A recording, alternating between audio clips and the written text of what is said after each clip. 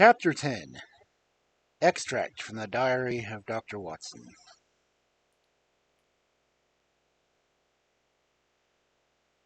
So far, I've been able to quote from the reports which I have forwarded during these early days of Sherlock Holmes. Now, however, I have arrived at the point which my narrative, or I am compelled to abandon this method and to trust more one of my recollections, aided by the diary which I kept at the time. A few extracts from the latter will carry me to those scenes which are indelibly fixed from every detail upon my memory. I proceed then from the morning which followed our abortive chase of the convicts and our other strange experiences upon the moor. October 16th. A dull and foggy day with a drizzle of rain. The house is banked with rolling clouds, which rise now and then to show the dreary curves of the moor, with thin silver veins upon the sides of the hills, and the distant boulders gleaming where the light strikes upon their wet faces. It is a melancholy outside, and in.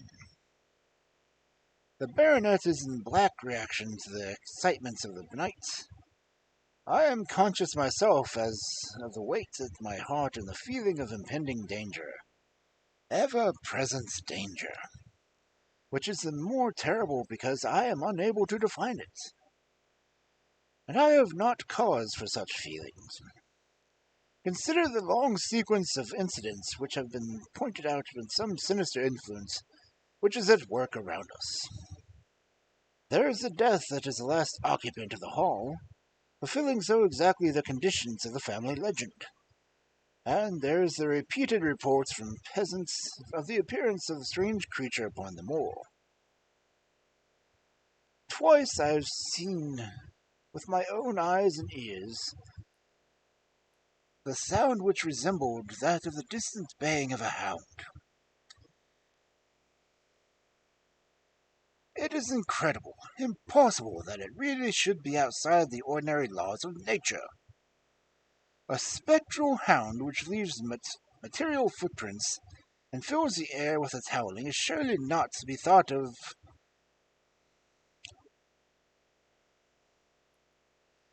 Stapleton may fall in with such superstition, and Mortimer also. But if I have one quality upon earth, it is a common sense that nothing will persuade me to believe of such a thing. To do so would be to descend into the level of these poor peasants who are not content with a mere fiend dog, but must needs describe him with hellfire shooting out of his mouth and eyes. Holmes would not listen to such fancies, and I am in his agent. But facts are facts, and I have twice heard this crying upon the moor. Suppose that there is some really huge hound loose upon it. That would go far to explain everything. But where could such a hound lie concealed? And where did it get its food? Where did it come from? And how was it that no one saw it by day? It must be confessed that the natural explanation offers almost as many difficulties as the other. And always apart from the hound, there was the fact that the human agency in London, the man in the cab, and the letter which warned Sir Henry against the moor. This at least was real, but it might have been the work of a protesting friend as easily as an enemy.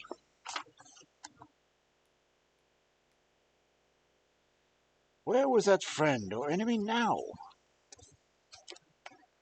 Had he remained in London, or had he followed us down here? Could he, or could he be the stranger whom I had seen upon the tour? It is true that I have had only one glance at him, and yet there are some things to which I am ready to swear. He is no one whom I have seen down here, and I have now met all the neighbors. The figure was far taller than that of Stapleton, far thinner than that of Frankland. Barrymore is more possibly have been, but we had left him behind us, and I am certain that he could not have followed us. A stranger, then, is still dodging us, and that stranger has dodged us from London. We have never shaken him off. If I could lay my hands upon that man, then at last we might have ourselves at the end of all our difficulties. To this one purpose I must now devote all my energies. My first impulse was to tell Sir Henry of my plans. My second and wisest one is to play my own game, and speak as little as possible to anyone.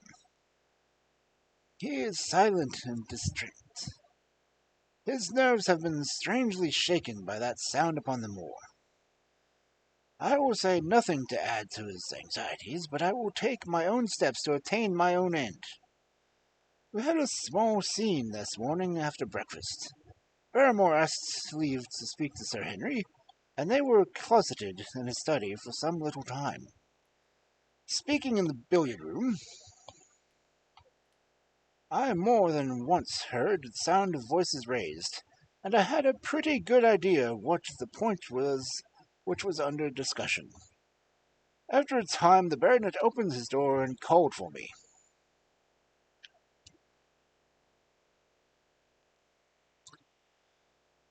Barrymore considers that he has a grievance, he said. He thinks that it was unfair on our part to hunt his brother-in-law down when he, of his own free will, had told us his secrets. The butler was standing, very pale but very collected, before us.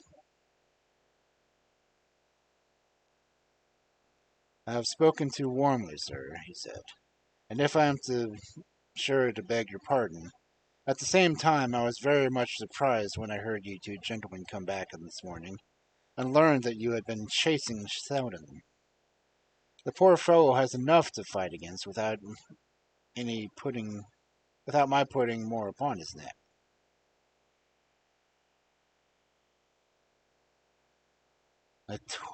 If you had told us that your free will advantage of it, Sir Henry, indeed, I didn't. The man is a public danger. There are lonely houses scattered over the moor, and he's the fellow who would stick to nothing. You only want to get a glimpse of the face to see that. Look at Mr. Stapleton's house, for example, with no one but himself to defend it. There's no safety for anyone until he is under lock and key.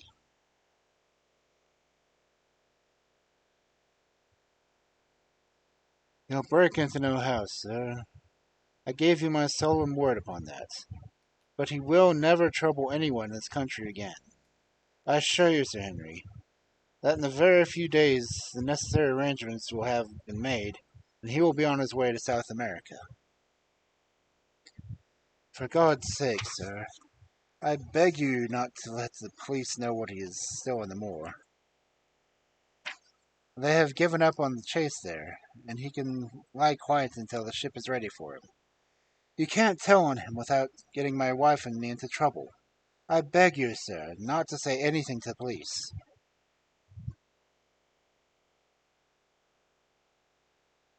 What do you say, Watson? I shrugged my shoulders. If he were safely out of the country, it would be a relief to the taxpayer of a burden.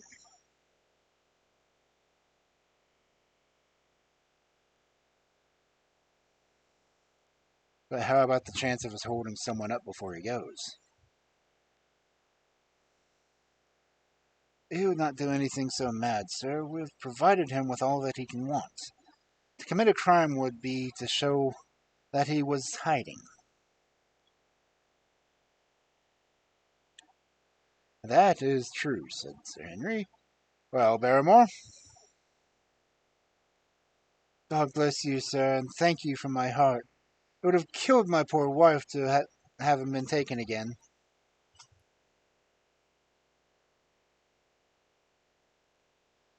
I guess you're against my aiding and abetting a felon, Watson. But after what we have heard, I don't feel I could give that man up. And there's an end to it. All right, Barrymore, you can go.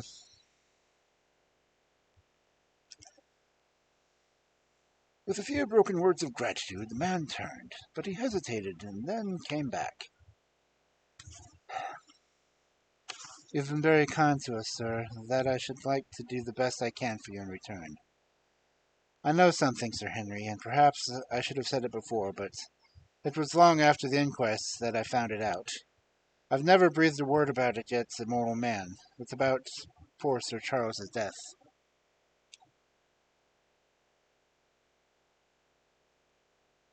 The baronet and I were both upon our feet. Do you know how he died? No, sir, I don't know that. What then? I know why he was at the gates that hour. It was to meet a woman. To meet a woman? He? Yes, sir. Yes, sir. And the woman's name? I can't give you the name, sir, but I can give you the initials. Her initials were LL.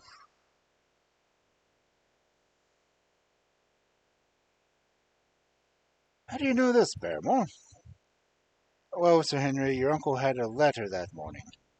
He had usually a great many letters, for he was a public man and well known for his kind heart, so that everyone who was in trouble was glad to turn to him. But that morning it had chanced there was only this one letter, and I took the more notice of it. It was from Comby Tracy, and it was addressed in a woman's hand. Well? Well, sir, I thought no more than the matter, and never would have done it again had it not been for my wife. Only a few weeks ago she was cleaning out Sir Charles's study, and it had never been touched since his death. And she found the ashes of it burned letter and the back of the grate. The greater part of it was charred to pieces, but one little slip, and the edge of the page hung together, and the writing could be still read, though it was grey in the background.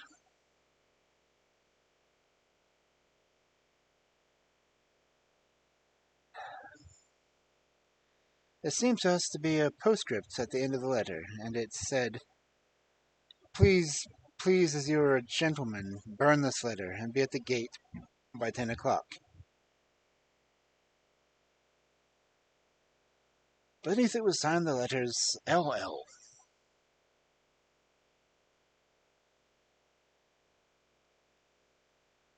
Have you got that slip?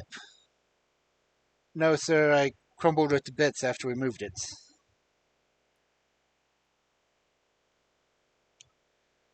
Has Sir Charles received any other letter in the same writing?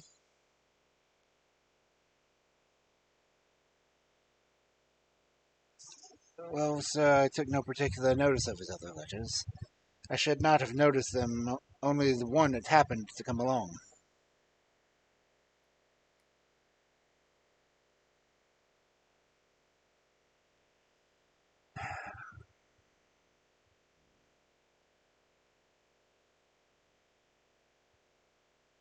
And you have no idea who this LL is. No, sir, no more than you have. But I expect if we lay our hands upon the lady, we should know more about Sir Charles's death.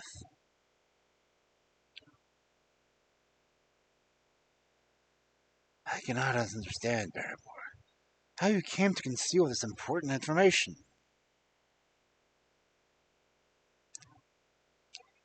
Well, sir, it was immediately after our own trouble came to us. And then again, sir, we were both very fond of Sir Charles, and as we, well, might be considering all that he has done for us. To take this up couldn't help our poor master, and it's well to go carefully when there's a lady in the case. Even the best of us.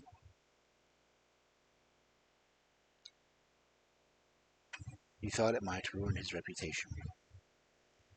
Well, sir, I thought no good could come of it. But now you have been kind to us, and I feel as if it would be treating you unfairly to not tell you all that I know about the matter. Very good, Barrymore. You can go. When the butler had left us, Sir Henry turned to me. Well, Watson, what do you think of this new light?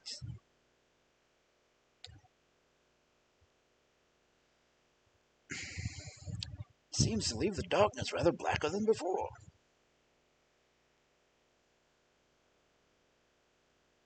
So I think.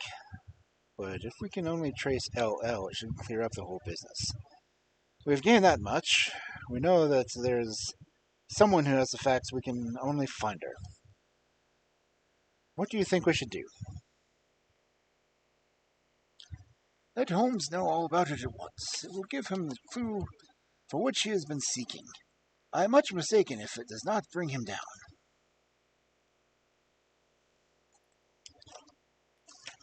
I at once went to my room and drew up my report of the morning's conversation for Holmes.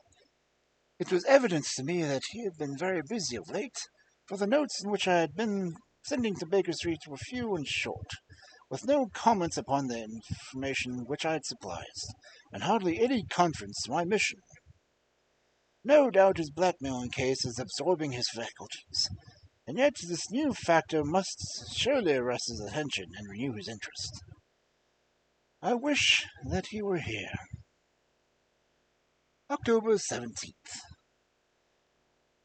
All day today the rain poured down, rustling on the ivy and dripping on the eaves.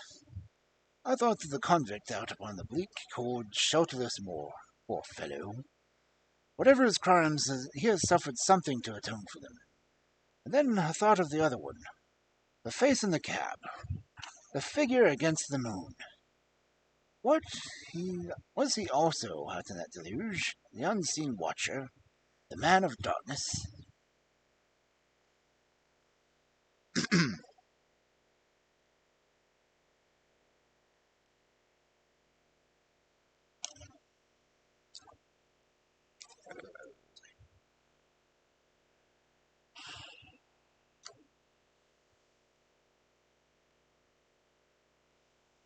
In the evening I put on my waterproof and I walked out upon the sodden moor, full of dark imaginings, the rain beating upon my face and the wind whistling about my ears. God help those who wander into the great mire now, for even the firm uplands are becoming a morass. I found the black tor upon which I had seen the solitary watcher, and from its craggy summits I looked out myself upon the melancholy downs. Rain squalls drifted across the russet's face, and the heavy, slate-colored clouds hung low over the landscape, trailing in grey wreaths down the sides of the fantastic hills. In the distant hollow on the left, half hidden by the mist, the two thin towers of Baskerville Hall rose above the trees. There were only the signs of human life which I could see, save for the prehistoric huts which lay thickly upon the slopes of the hills. Nowhere was there any trace of that lonely man whom I had seen on the same spot 2 nights before.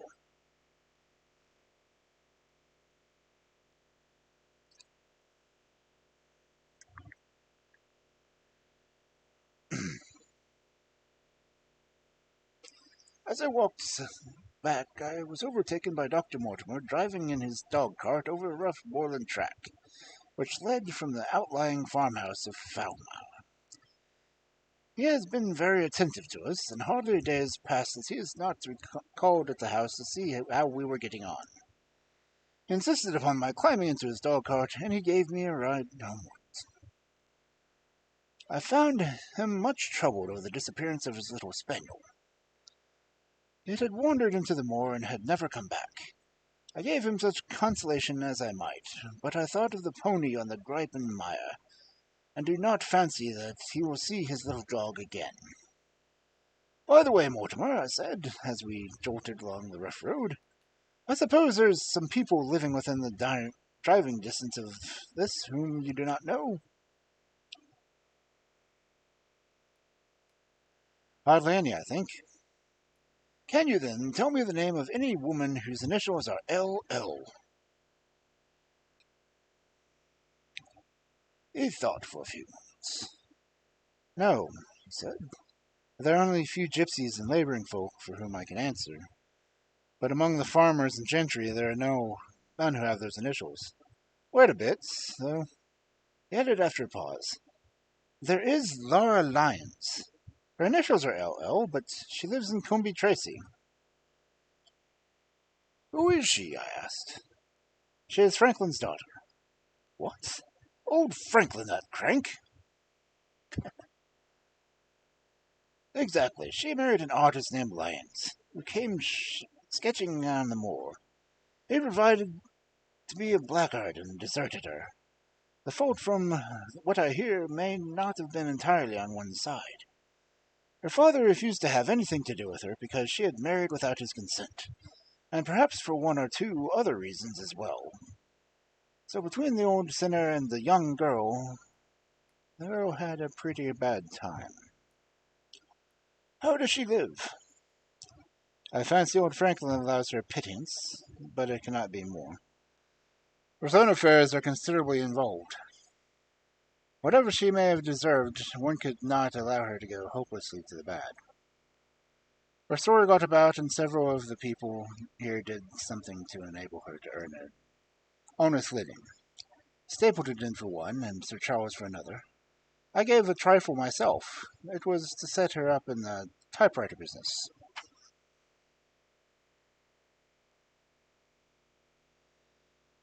He wanted to know about the object of my inquiries, but I managed to satisfy his curiosity without telling him too much, for there is no reason why we should take anyone into our confidence. Tomorrow morning I shall find my way to Coombe Tracy, and if I can see Mrs. Laura Lyons, of local reputation, a long step will have been made forwards, clearing one incident in this chain of mysteries. I am certainly developing the wisdom of the serpent, for when Mortimer pressed his questions to an inconvenient extent, I asked him to casually at what type Franklin's skull belonged, and so heard nothing of but craniology for the rest of our drive. I have not lived for years with Sherlock Holmes for nothing.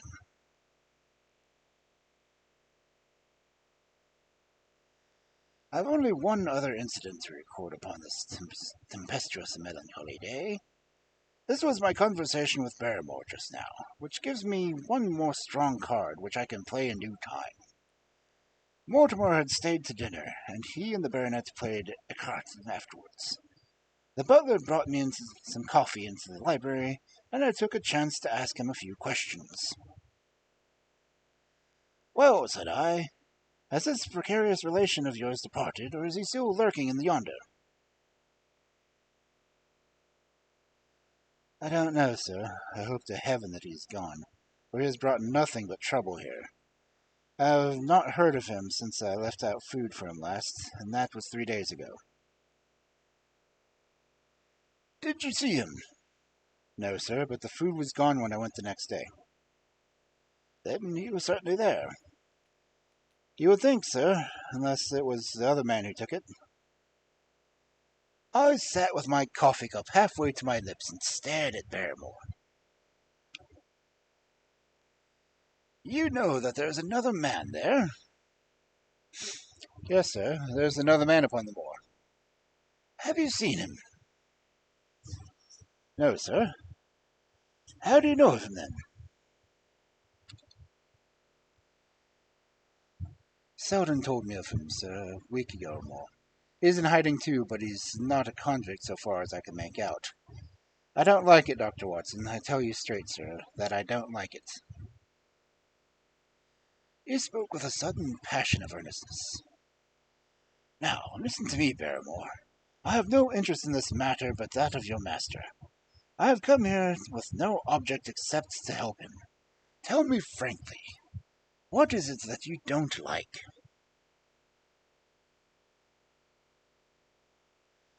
Barrymore hesitated for a moment as if he regretted this outburst, or found it difficult to express his own feelings in words.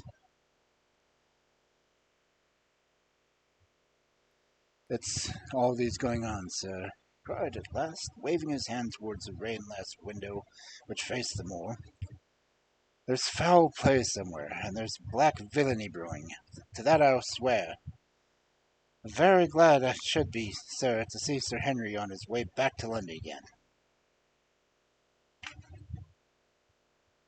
But what is it that alarms you? Look at Sir Charles's death. That was bad enough, for all that the coroner said. Look at the noises on the moor at night. There's not a man who would cross it after sundown if he was paid for it. Look at the stranger hiding out yonder and watching and waiting. What's he waiting for? What does it mean? It means no good to anyone of the name Baskerville, and I'm very glad I shall be quit of it all on the day that Sir Henry's new servants are ready to take over the hall. What about the stranger? Said I. Can you tell me anything about him? What did Selden say? Did he find out where he hid or what he was doing? I saw him once or twice, but he is a deep one, and he gives nothing away. At first he thought that he was the police, but soon found out that he had some lay of his own. Kind of gentleman he was, as far as he could see, but he was doing he could not make out. And where did he say that he lived? Among the old houses on the hillside. Some huts that still old folk used to live.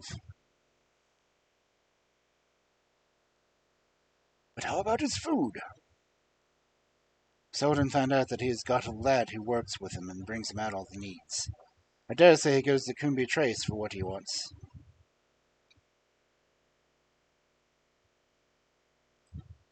Very good, Barrymore. We may talk further on this some time. When the butler had gone, I walked over to the black window, and I looked through the blurred pane at the driving clouds and at the tossing outline of the windswept trees.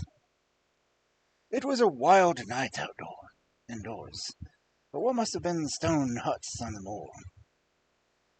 What passion of hatred can it be which leads a man to lurk in such a place at a time? And what deep and earnest purpose can he have for what calls such a trial? There in that hut upon the moor seems to lie the very centre of what problem which has vexed me so sorely. I swear that another day shall not have passed before I shall have done all that a man can do to reach the heart of this mystery.